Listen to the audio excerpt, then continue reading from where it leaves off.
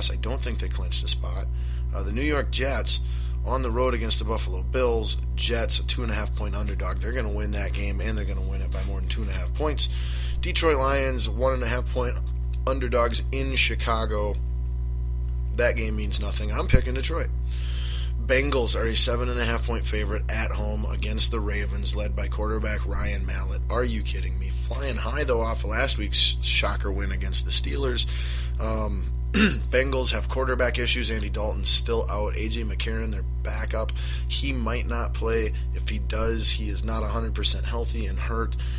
But I think the Bengals can win this game based off of their defense and their offensive line / double backfield, dual threat backfield running game. And it's at home. Plus, it means a ton to them. Like I said, they could be the 1 or 2 seed, or they're going to be the 3 seed. And there's a big difference between that first week bye and not, and having to play the first round, especially when your starting quarterback is injured and could possibly be back for that, second week game, but most likely won't be back for that first week game. So it's huge. It means everything. I think the Bengals win that game for sure, but I think the Ravens cover the spread. Ravens might even be that spoiler team. There's always going to be a spoiler team or 2 or 3, here in this final week of the season for somebody, or from some point of view. So I'm picking the Ravens to cover that 7.5-point spread, but I will pick the Bengals to win that game at home. Steelers on the road at the Cleveland Browns. Browns are a 9.5-point underdog. Holy guacamole. I think the Cleveland Browns will cover that spread. However, I think the Steelers will win that must-win game to keep their playoff hopes alive. Dallas Cowboys are what? Dallas Cowboys without Dez Bryant, who, by the way, is now undergoing foot and ankle surgery and is out for the remainder of the season, that being 1 week. The Cowboys are hosting the Washington Redskins, who just clinched up the division and locked the 4 seed, so that must be where this is coming from. The Cowboys are a 2.5-point favorite. They've won 4 games and are out of the playoffs. Redskins have won 8 and are already in the playoffs. Crazy. I'm definitely picking the Redskins to still win that game and cover the spread. No, just because they're going to be resting some guys, they still want to stay hot. And they're still going to play to win that game and carry momentum into that first week of the playoffs. Cowboys stink, have nobody out there. They were the morons who thought that Matt Castle gave them a better chance to win than Brandon Weeden, when every number that you could come up with statistically in football said that Weeden was unquestionably doing a better job than Castle was. And then they cut Weeden and he goes to another team and starts and wins this year yet, and it's fantastic. But picking the Redskins. Are you kidding me? Cowboys a 2.5-point favorite. Redskins are a 2.5-point underdog against the Cowboys in Dallas. Unbelievable. Put money on that if you bet on pro football games. Take the Redskins. Colts a 6.5-point favorite at home versus the Tennessee Titans. That is very much a must-win game. However, Titans are they're going to play a tough division opponent type game here, I think. And the Colts they're not winning by freaking a touchdown or more ever, it seems like. So I'm picking the Colts to win that must-win game to keep their playoff hopes alive. But I am picking the Titans to make it closer than a 7-point game. They will cover the spread. Then we've got the Patriots, a 9.5-point favorite in Miami against the Dolphins. Yeah, I think the Patriots are going to cover that big spread and crush them. That's a big game. They win and they lock up the number 1 seed. So I think they're going to come out guns blazing. Then they'll have the week off. Yeah, Patriots going to crush them, taking them both to win and cover the spread. Then in the garbage fire matchup of the week here. Train wreck versus train wreck. We've got the Philadelphia Eagles with new interim coach now for 1 game on the road at the New York Giants, who are just completely falling apart. They should have Odell Beckham Jr. back. Nothing to play for really but jobs and pride. It is a home game. Eagles, I don't even know if they're going to have a game plan or be able to call audibles or whatnot. You got a coach coming in on 3 days notice for, to do 1 game on the road. definitely, I'm taking the New York Giants to win that game and cover the 2.5 point spread where they are favored. Then we've got the Houston Texans at home, 6.5 point favorite against the Jacksonville Jaguars. Texans win, they are for sure the winner of their division. If they lose, they might miss out on the playoffs, I think, if the Colts win as well. I am taking the Jaguars to cover that 6.5 point spread. However, the winner of the game, to me, it's a coin flip, but we'll give Houston the advantage. But do not be surprised if Jaguars act as spoiler. Don't be surprised if the Colts win. Colts beat the Titans, and then the Jaguars beat the Texans, and the Colts at 8-8 still end up winning that division and making them squeaking into the playoffs. Then we've got the Denver Broncos, an 8.5 point favorite at home versus the San Diego Chargers. That could be another spoiler alert game right there. Chargers will cover that 8.5 point spread, but I'll keep my money on Denver to win the game at least, but again, wouldn't surprise me. Raiders on the road, a 6.5 point underdog against the Chiefs.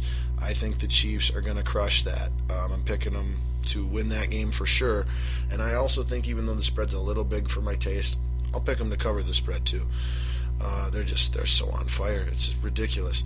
We've got, in a meaningless game, the Rams, a 3.5 point favorite against the 49ers in San Francisco. I will take San Francisco to both win that game, cover the spread, obviously. Then, in the most meaningful games on the card, okay, we've got the Seahawks on the road against the Cardinals. We want the Cardinals to win this game as Vikings fans. That would, unless we win, then that would then we'd have us versus Seattle week 1. And I don't know that we want that. But in order for us to be the 5 seed, we need Seattle to win. And I want and think Arizona should be the number 1 seed as well, and they would need to win for that. So I am picking primarily out of what I would like to have happen for these games, not necessarily what I predict will happen. Cardinals are a 6.5 point favorite at home against the Seahawks. I, for some reason, think they are actually going to win that game and crush it. I really do. Definitely to win.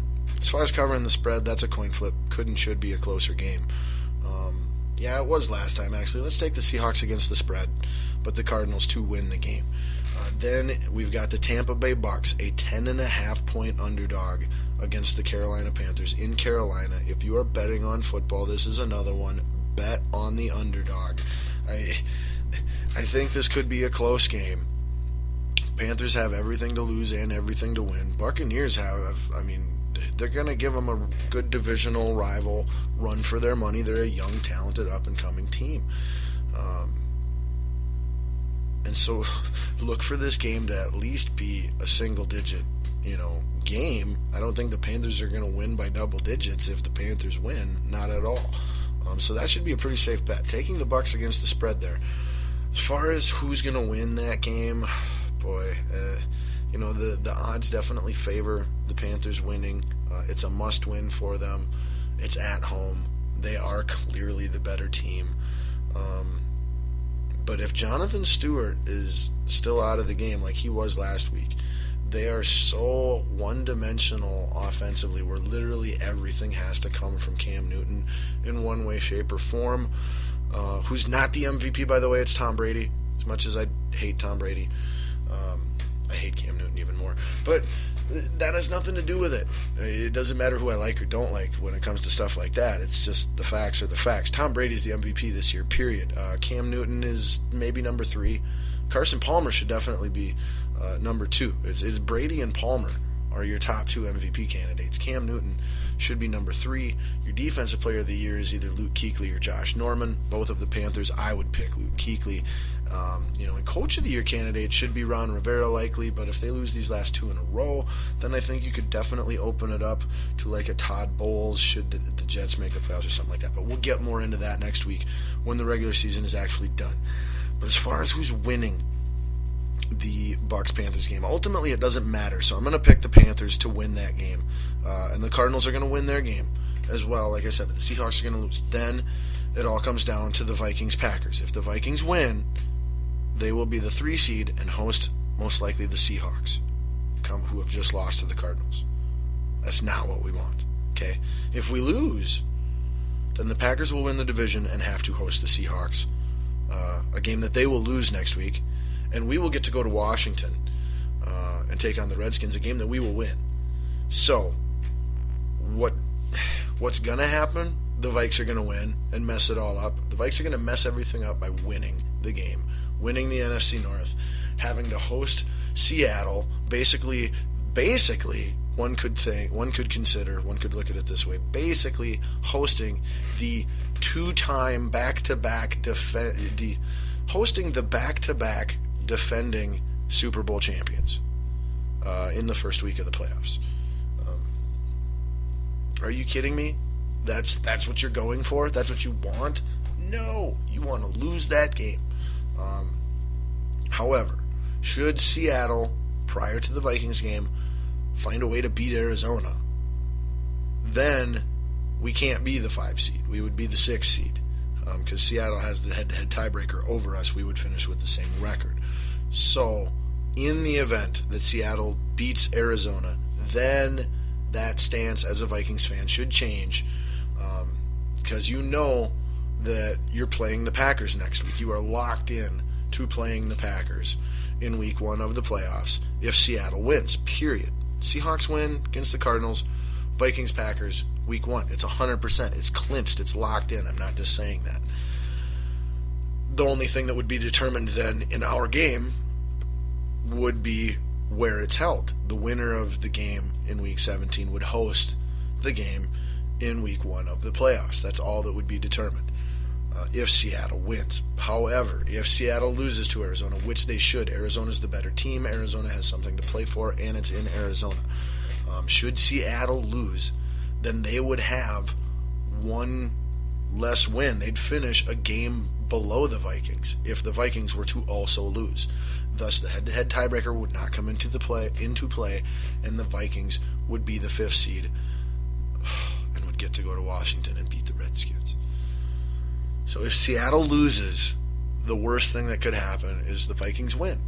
And then we're the 3 seed hosting Seattle, repeating a game that we had just like 5 weeks ago. And it was a game that we got completely embarrassed in. Would we play better? Would it be a little more competitive? Sure, likely, one would think. But I don't see any reason to believe that the Vikings win under any circumstance whatsoever. The final score might be, somewhere between a 4 to 10 point margin of victory instead of the 20-some or 30-some that it was the first time. But that'll be the only difference. The end result will be the same. Mark my words, and that is not what we want. And that's what's going to happen if Seattle loses, and then we go and mess it up and win. So that's exactly what is going to happen. Seattle's going to lose. Vikings are going to win. We're going to mess it up. And then the Packers fans are going to be going, well, whatever. Good for you. You won the division. It means nothing. The playoffs are what matter. We get to go to Washington and actually win a playoff game and go to the second round. You get to stay home and have your season end in the first week of the playoffs in front of all your home fans. That's what your reward was. Our reward was getting to go to the second round. And that's why too many Vikings fans are still Vikings. That's where you're showing your Vikingness. Okay, stop being Minnesota. Stop being the perennial loser. Okay, act like someone who knows how to be a champion. Just because you've never won a championship before does not mean that you can't comprehend what it takes and implement what it takes to be a champion. Okay? Being a champion doesn't require past experience. It helps, but it's not required. You can still attain that knowledge and that skill without actually accomplishing that before. So, if you're a Vikings fan, any Vikings fan with a brain in Minnesota wants Seattle to lose and then the Vikings to lose. But the Seattle game is first. If Seattle wins, then you want the Vikings to win so that we can at least host the Packers instead of having to go to Green Bay 2 weeks in a row. Or, of course, it's going to be hard to win in Lambeau in the playoffs. Packers, by the way, are a 3.5 point favorite. So picking Vikings to cover the spread and win the game, and I'm cheering for them.